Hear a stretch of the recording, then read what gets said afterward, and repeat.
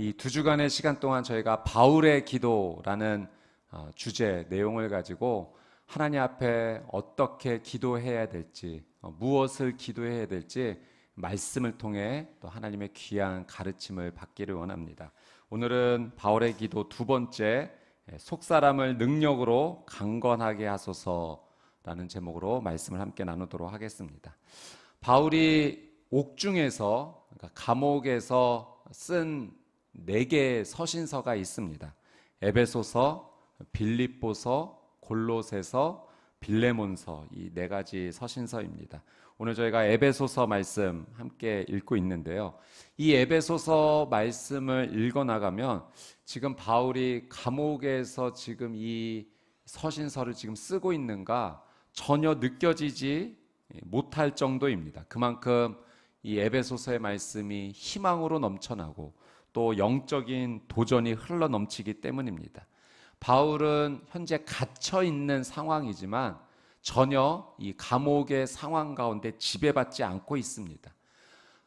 지배받고 있는 상황 속에서 훨씬 더 자유롭고 그것을 뛰어넘을 수 있었던 비결은 이 바울이 경험했던 특별한 영적 비밀이 그의 삶 가운데 있었기 때문입니다.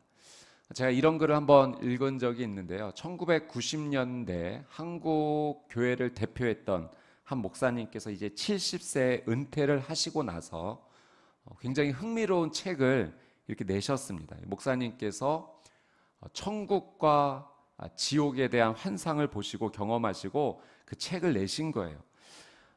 그 책은 이제까지 그 목사님께서 쌓아왔던 목회의 방향과 조금은 다른 방향이었습니다.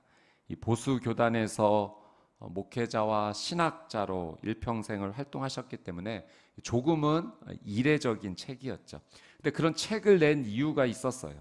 그 목사님의 장모님께서 하루는 내가 죽으면 천국 갈 수 있어? 라는 질문을 이렇게 하셨는데 그 질문이 계속해서 마음에 남아서 그걸 붙잡고 하나님께 기도하게 되셨다는 거예요. 하루에 한 끼씩 금식하면서 하나님 제게 천국을 보여주십시오 라는 기도 제목으로 하나님 앞에 기도하게 되셨다는 거예요. 그래서 하나님 놀란 은혜 주셔서 그 환상 가운데 천국과 지옥을 경험하셨다는 거죠.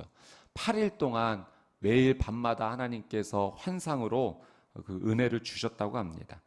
그 경험을 통해서 목사님의 고백은 이제까지 내가 경험해 보지 못한 놀라운 영적 은혜가 더 있구나라는 것을 깨달으셨다고 해요. 그래서 은퇴는 하셨지만 내가 그냥 이 은퇴의 삶으로 마무리돼서는 안 되겠다. 하나님 기뻐하시는 일을 더 해야겠다. 그래서 캄보디아, 인도 등을 다니시면서 선교 사역을 더 열심히 하신다라는 그런 고백이었어요. 제가 여러분과 나누고 싶은 부분은 이 부분입니다. 여러분, 우리가 경험해보지 못한, 아직까지 경험해보지 못한 하나님께서 주실 영적인 은혜가 더 있다라고 하는 사실이에요. 여러분, 그래서 우리의 삶이 무엇을 향해 되냐면 하나님 주실 영적인 은혜, 아직 내가 경험해보지 못한 그 영적인 은혜를 더 사모해야 된다라고 하는 사실이죠. 그러니까 바울은 그 영적인 은혜를 체험한 사람이에요. 그 체험을 하면서 영적인 은혜가 더 있네, 하나님께서 주신 은혜가 더 있네, 이것을 계속해서 체험했던 거예요. 지혜와 계시의 영이 그의 삶 가운데 임했습니다. 깜짝 놀란 거죠. 하나님께서 지혜와 계시의 영을 허락해 주시는구나. 근데 그것이 끝이 아니었어요. 영적인 눈, 마음의 눈을 활짝 열어주셔서 그동안 보지 못했던 걸 볼 수 있었던 겁니다.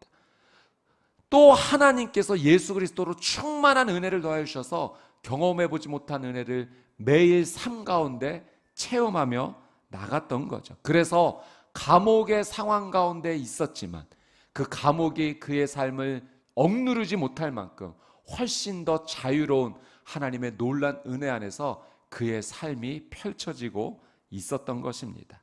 여러분, 오늘 에베소서 3장 14절 이하의 말씀을 통해서도 바울은 하나님 앞에 간절히 에베소 성도들을 위해서 기도합니다. 그가 어떤 기도를 했고 어떻게 하나님 앞에 나아갔는지, 그가 부르짖었던 하나님 기도의 내용 앞에 우리도 믿음의 마음을 붙잡고 이 기도를 따라 영적인 비밀을 깨달아 하나님 앞에 엎드리는 저와 여러분이 되시기를 주님의 이름으로 축복합니다. 자, 14절 말씀 한번 보도록 하겠습니다. 14절 시작. 이러므로 아버지 앞에 내가 무릎을 꿇고 빕니다. 기도한다라는 표현이 나와요. 무릎을 꿇고 빈다. 바울이 감옥 안에 있지만 기도하는 거예요. 그가 영적으로 더 풍성할 수 있었던 이유는 기도의 삶에 있습니다. 감옥의 삶이 그의 삶을 억누르지 못하는 그의 영적 삶의 시작은 기도였어요. 여러분, 무릎을 꿇고 기도한다는 것은요, 간절하다는 거예요. 정말로 간절히 하나님 앞에 내가 기도한다. 그가 그토록 간절하게 하나님 앞에 부르짖었던 그 기도는 무엇이었을까요? 우리 16절 말씀 같이 한번 읽겠습니다. 시작. 하나님께서 여러분에게 그분의 영광의 풍성을 따라 성령으로 인해 여러분의 속사람을 능력으로 강건하게 하시고, 속사람을 능력으로 강건하게 해 주십시오 라는 기도가 16절에 있습니다. 여러분, 바울은 그 외적으로 보이는 겉모습의 사람이 있고 또 보이지 않는 속사람이 있다라고 말합니다. 이 바울이 이 겉모습, 겉사람의 강건함을 지금 말하고 있는 것이 아니라 보이지 않는 내 안의 속사람의 지금 강건함, 우리의 속사람이 능력으로 강건해져야 된다. 그것을 지금 하나님 앞에 기도로 고백하고 있어요. 여러분, 사무엘서 16장 7절 말씀을 보니까 하나님께서 사람은 외모를 취하거니와 나 여호와는 중심을 보느니라 라는 말씀이 있어요. 사람은 겉모습, 겉사람을 중요하게 여기고 그 겉모습을 통해 판단하기도 하고 그 겉모습을 가장 중요한 삶의 방향으로 잡지만 하나님은 중심을 보신다 말씀하셨어요. 그러니까 하나님은 외모가 아니라, 겉모습이 아니라 그 중심, 속사람을 중요하게 여기신다는 거죠. 여러분, 우리가 이 신앙생활을 하면서 정말 중요하게 생각할 것은 우리의 속사람입니다. 여러분, 이 말이 우리의 겉사람은 하나도 중요하지 않다라는 이야기는 아니에요. 우리의 겉모습도 우리가 소중히 여겨야 되는 부분이 있죠. 그러나 우리가 정말로 중요하게 여겨야 될 부분은 그 겉모습에 치중된 것이 아니라 우리의 눈에 보이지 않지만 우리의 속사람을 우리는 정말 중요하게 여기고 이 속사람이 하나님 앞에서 올바르게 서도록, 믿음으로 서도록 우리는 관심을 기울여야 됩니다. 여러분, 우리가 기도하기 위해 오늘 이 시간, 이 기간 동안 이 자리에 모인 이유가 바로 그것이에요. 내 영혼이 하나님 앞에서 강건해지기 위함입니다. 나의 속사람이 하나님 앞에 올바르게 서기 위함입니다.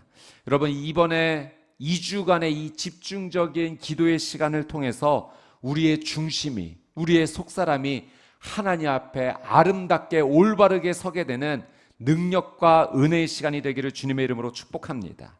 여러분, 바울은 이 속사람이 능력으로 강건해져야 된다라고 기도하면서 우리의 속사람이 강건해질 수 있는 영적인 비결을 오늘 기도 가운데 두 가지 가르쳐줘요. 오늘 우리는 이 두 가지 영적 비결을 믿음으로 붙잡고 이 말씀을 붙잡고 함께 기도하기 원합니다. 자, 먼저 17절, 18절 말씀 같이 한번 읽습니다. 시작. 믿음으로 인해 그리스도께서 여러분의 마음 가운데 거하게 하시기를 빕니다. 여러분이 사랑 안에서 뿌리가 박히고 터가 굳어짐으로 모든 성도들과 함께 능히 그리스도의 사랑의 너비와 길이와 높이와 깊이가 어떤지를 깨닫고, 여러분, 바울이 우리의 속사람의 능력으로 강건해지기를 원합니다 기도하면서 꺼낸 첫 번째는 사랑이에요. 그냥 사랑이 아니라 예수님의 사랑입니다. 여러분, 우리의 속사람이 강건해질 수 있는 첫 번째 영적 비결은 예수님의 사랑입니다. 바울은 이 예수님의 사랑의 그 너비와 길이와 높이와 깊이를 우리가 깨달아서 그 사랑 안에서 뿌리가 깊이 내려야 된다. 여러분, 뿌리가 깊이 내린다라고 하는 것은요, 마치 큰 나무가 정말 뿌리를 땅속 깊은 곳까지 내려서 어떠한 폭풍에도 어떠한 바람에도 흔들리지 않고 견고한 것처럼 우리가 예수 그리스도의 그 놀라운 사랑을 깨달아서 그 사랑을 붙잡아서 그 사랑 안에서 뿌리를 내려야 된다. 그러니까 우리의 속사람이 강건해질 수 있는 비결은 예수 그리스도 사랑 안에 온전히 거해야 된다. 그 사랑을 이해해야 된다. 그 사랑의 능력을 체험해야 된다. 바울이 그토록 감옥 안에서 간절하게 무릎 꿇고 기도했던 것이 바로 이것입니다. 여러분, 바울은 철저히 예수님 중심의 사람이었어요. 여러분, 이 바울의 신학, 이 바울의 기도의 내용을 우리가 찬찬히 들여다보면 언제나 예수 그리스도를 고백하고 있습니다. 오늘 17절의 말씀 가운데 이런 표현을 하죠. 그리스도께서 여러분의 마음 가운데 거하기를 빕니다. 그리스도께서 여러분의 마음, 에베소 성도를 향해서 그리스도께서 여러분의 마음의 중심에 온전히 거하게 되기를 나는 간절히 기도합니다라고 기도하고 있어요. 여러분, 바울이 에베소 성도들에게 간절히 원했던 것은 예수님의 사랑을 정말 온전히 깨닫기를 원했어요. 그 예수님의 사랑의 너비, 길이, 높이, 깊이, 그 예수님의 사랑을 정말로 온전히 알기를 원했어요. 그래서 존 스토트 목사님은 이 본문을 가지고 이렇게 묵상하며 이렇게 해석하고 선포했어요. 예수님의 사랑은 모든 인류를 수용할 만큼 넓다. 부족하지 않다는 거예요. 모든 인류를 다 담을 만큼 예수님의 사랑은 넓다라는 거예요. 예수님의 사랑은 세상의 시간을 넘어서 계속될 만큼 영원히 길다. 예수님의 사랑은 짧지 않다는 거예요. 어느 한순간에만 있었던 사랑이 아니라 전 인류의 역사의 시간을 다 담을 만큼 예수님의 사랑은 길다라고 선포했어요. 또 예수님의 사랑은 우리를 하늘 보좌로 올릴 수 있을 만큼 그만큼 높다. 예수님의 그 사랑은 우리를 하나님께로 가까이 갈 만큼, 가까이 가게 할 만큼 높다라고 선포했어요. 또 예수님의 사랑은 가장 타락한 인간을 그 죄의 밑바닥에서 구원하실 만큼 깊다. 예수님의 사랑으로 구원받지 못할 인생은 없다는 거예요. 가장 타락한, 가장 밑바닥에 있는 인간을 구원할 만큼 예수님의 사랑은 깊다는 거예요. 제가 한 미국 교회 목사님의 그 삶의 이야기를 책에서 한번 보았는데요. 이 목사님의 자녀가 하루는 너무 심한 열이 나서 이제 집에서 이 항생제를 열을 내리기 위해서 먹였는데 그만 부작용이 나서 아이의 귀가 상처를 입은 거예요. 귀가 잘 들리지 않게 된 거예요. 거의 들리지 않게 된 거예요. 이름을 불러도 아이가 반응을 하지 않았어요. 그러니까 아버지로서 너무나 가슴이 찢어지는 거죠. 근데 특별한 것은 하나님께서 이 목사님에게 치유의 은사를 주셨다는 거예요. 그래서 교회에서는 이 치유의 하나님의 역사가 계속 진행되고 있었어요. 목사님께서 성도님들을 위해 기도하면 이 회복의 역사가 계속해서 일어났는데, 근데 자신의 아들을 위해서 기도할 때는 전혀 그런 일이 일어나지를 않는 거죠. 그렇게 1년의 시간이 지났다고 합니다. 하루는 이 아들이 자고 있는 모습을 보면서 방에 들어가면서 갑자기 눈물이 터져 나온 거죠. 통곡했다고 합니다. 그리고 기도가 나온 거예요. 하나님, 차라리 제 귀를 우리 아들에게 주십시오. 제가 우리 아들 너무 사랑합니다. 울면서 하나님 앞에 그렇게 간절하게 기도할 때 그때 성령님의 음성이 들렸다고 합니다. 그래서 내가 내 아들을 주운 거란다. 주었단다. 네가 아들에게 느끼는 그 심정이 바로 내 심장이야. 내 심정이야. 그래서 너 대신 죽으러 내가 온 것이야. 그 순간 그 이전에도 이해는 하고 알고 있었지만 그동안 깨닫지 못했던 하나님의 사랑, 예수 그리스도 사랑의 너비, 그 길이, 높이, 그 깊이를 그 시간 깨달았다고 해요. 하나님의 사랑이 정말로 큰 사랑이구나. 그리고 그런 생각이 들었다고요. 나 같은 죄인도 아픈 자녀에게 이렇게 내 귀를 주고 싶다라고 말하는데 하나님 아버지께서는 이 아이를 얼마나 사랑하실까? 죄인인 나를 위해서 십자가에 죽으실 만큼 그렇게 사랑하시는데 이 아이는 얼마나 사랑하실까? 얼마나 회복시키고 싶으실까? 그러면서 그 사랑에 감동이 되어 하나님을 찬양하기 시작한 거예요. 그 자리에서 그렇게 하나님을 찬양하며 기도하기 시작하는데 갑자기 자고 있던 아들이 돌아 누우면서 이렇게 말한 거예요. 아빠, 시끄러워서 잠을 못 자겠어요. 너 내 목소리가 들려? 하나님께서 이 아들의 귀를 치유해 주신 겁니다. 이때부터 목사님의 기도의 관점이 바뀌셨대요. 그 전까지는 내 관심, 내 마음, 내 사랑에 조금 더 중심을 가지고 바라보고 살았다면, 그렇게 기도했다면, 그렇게 신앙생활했다면 그 사건 이후부터는 하나님의 관점을 더 생각하기 시작했다는 거예요. 하나님의 마음, 하나님의 사랑, 그 사랑을 가지고 나도 이런데 우리 하나님은 얼마나 더 사랑하실까? 예수님의 그 사랑의 너비, 길이, 높이, 깊이를 생각하면서 기도하며 나가셨다라는 거죠.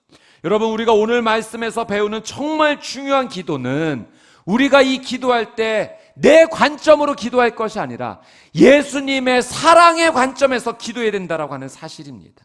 여러분, 우리가 간절히 기도해야 될 것은 이 예수님의 사랑을 내가 지금 알고 있고 믿고 있지만 내가 알고 있는 이 수준에서 머물지 않게 되기를 원해요. 예수님의 사랑을 더 깊이 알기 원해요. 더 많이 체험하기 원합니다. 예수님의 사랑의 넓이를 알고 싶어요. 예수님의 사랑의 길이를 알고 싶어요. 예수님의 사랑의 높이와 깊이를 더 알고 싶습니다. 그 사랑 붙잡고 기도하고 싶어요. 그 사랑 붙잡고 신앙생활하고 싶어요. 여러분, 이 기도, 바울이 권했던 이 기도가 오늘 우리의 기도가 되기를 주님의 이름으로 축복합니다. 이것이 우리의 속사람이 능력으로 강건해질 수 있는 영적인 비결이에요. 그 사랑의 체험을 하니 바울이 감옥 안에서도 억눌리고 짓눌리지 않았던 겁니다. 오히려 감옥 밖에 있는 사람보다 훨씬 더 하나님 앞에 자유하며 하나님 앞에 나아갈 수 있었던 삶을 바울이 살았던 거죠. 저는 우리 수원 온누리교회 성도님들이 이 영적 비결, 예수 그리스도의 사랑을 온전히 체험하며 나가는 이 귀한 은혜가 있게 되기를 주님의 이름으로 축복합니다. 두 번째, 속사람이 능력으로 강건해질 수 있는 두 번째 영적 비결, 성령 충만입니다. 우리 19절 말씀 같이 한번 읽겠습니다. 19절 시작. 지식을 뛰어넘는 그리스도의 사랑을 알아 하나님의 모든 충만하심의 정도에까지 충만하게 되기를 기도합니다. 여러분, 바울의 이 기도 그리고 그의 신앙의 고백을 잘 살펴보면 이 충만이라는 단어를 사용하는 것을 볼 수 있어요. 바울은 이 충만이라는 단어를 좋아하는 것 같습니다. 바울은 늘 하나님으로 충만해지길, 가득 채워지길 간절히 원했어요. 자신의 속사람이 조금의 빈틈도 없이 하나님으로, 예수님으로, 성령님으로 충만하기를, 빈틈없이 채워지고 흘러넘치기를 정말 간절히 원했습니다. 여러분, 이 충만이라고 하는 이 원어의 의미는요, 가득 차 고여 있는 정도가 아니에요. 이 충만이라고 하는 원어의 의미는요, 가득 차서 흘러넘치는 것을 표현합니다. 가득 채워진 것도 모자라서 완전히 흘러넘치는 상황, 그것이 바로 충만이에요. 여러분, 성경에 보면 이 충만의 사건들이 기록이 되어 있죠. 대표적인 것이 오병이어의 기적이에요. 한 소년이 보리떡 5개와 물고기 2마리를 믿음으로 예수님께 드렸을 때 예수님께서 감사기도 하셨어요. 예수님 안에서 오병이어가 충만의 사건으로 넘칩니다. 5,000명, 남자만 5,000명이 이 음식을 먹고도 나중에 그 부스러기를 모으니 12광주리가 채워지는, 그렇게 흘러넘치는 사건이 일어났어요. 여러분, 하나님께서 우리에게 주시는 은혜는 딱 채워질 정도가 아닙니다. 차고 흘러넘치는 줄 믿습니다. 이것이 하나님의 역사예요. 그래서 우리가 하나님을 간절히 원할 때, 하나님, 내가 하나님으로 충만해지기를 원합니다. 이 기도는요, 그냥 내 빈틈없이 꽉 채워지기를 원하는 정도가 아니라 하나님, 차고 흘러넘치기를 원해요. 내 삶이 하나님의 놀라운 은혜로 차고 흘러넘치기를 원합니다. 내 삶이 성령님 임재하여 주셔서 차고 흘러넘치기를 원합니다. 바울은 그걸 붙잡고 기도한 거예요.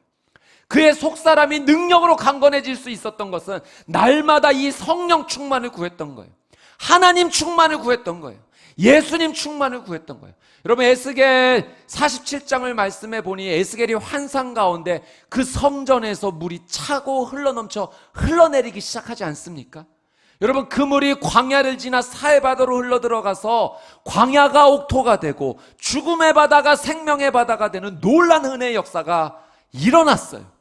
저는 저와 여러분의 삶 가운데 하나님이 충만히 채워지셔서 성령님으로 충만하여 차고 흘러나는 넘치가 우리의 가정 가운데 흘러가게 되기를 원합니다. 우리의 직장 가운데 흘러가게 되기를 원합니다. 우리의 교회 공동체 가운데 흘러가게 되기를 원합니다. 하나님의 은혜가 차고 흘러넘쳐 흘러가는 자리마다 놀라운 하나님의 역사가 일어날 것입니다.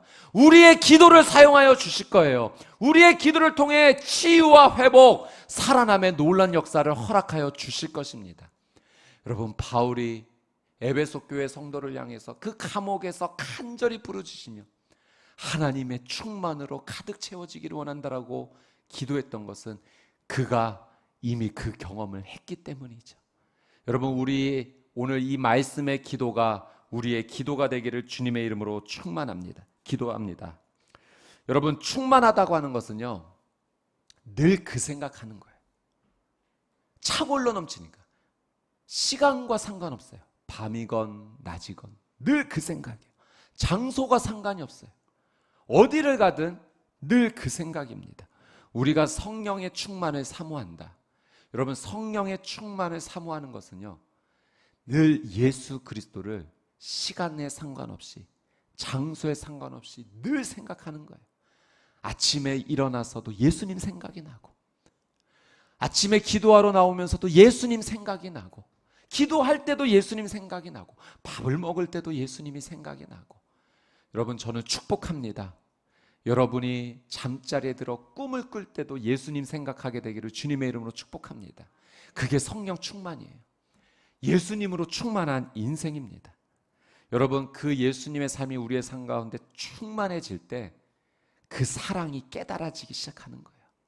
아, 예수님의 사랑의 너비, 길이, 높이, 깊이가 이런 사랑이구나. 그 사랑이 깨달아지고 체험되어지는 순간 우리의 삶은 전혀 다른 인생을 살아가게 됩니다. 여러분, 우리가 이 예수님의 사랑으로 온전히 채워지게 되고 차고 흘러넘치게 될 때 하나님께서 우리에게 주시는 은혜가 한 가지 있어요. 오늘 본문 20절, 21절 말씀 우리 같이 한번 읽어보도록 하겠습니다. 시작. 우리 안에서 역사하시는 능력을 따라 우리가 구하고 생각하는 모든 것보다 훨씬 더 넘치도록 하실 수 있는 분에게 교회 안에서와 그리스도 예수 안에서 영광이 대대로 영원 무궁하기를 빕니다. 아멘. 여러분, 20절 말씀해 보니까 우리가 구하고 생각하는 모든 것보다 훨씬 더 넘치도록 하실 수 있는 분에게.